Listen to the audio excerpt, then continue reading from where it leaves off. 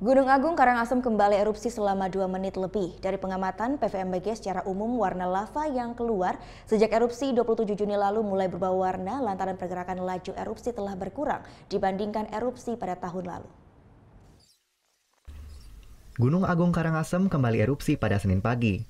Erupsi berskala kecil ini terjadi tepat pukul 11.20 WITA di mana mengeluarkan kolom abu warna kelabu berintensitas tebal dengan ketinggian 2000 meter dari atas puncak kawah. Erupsi yang berlangsung selama 2 menit 42 detik sempat mengeluarkan material abu dan pasir menuju arah barat laut, serta lontaran lava pijar yang masih berada di areal kawah. Warna lava pun mengalami perubahan. Dari yang sebelumnya berwarna hitam sejak letusan 27 Juni lalu, warna lava berubah condong keabu-abuan. Perubahan warna ini dinilai menjadi hal yang biasa karena pergerakan laju erupsi lava telah berkurang. Itu hal yang wajar terjadi.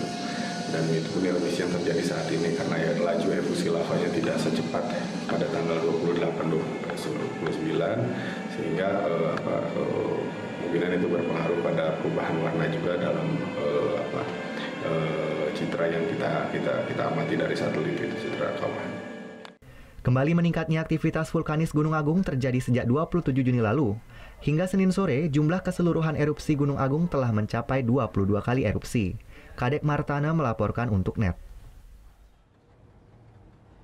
Oh yang beneran? Iya, oke.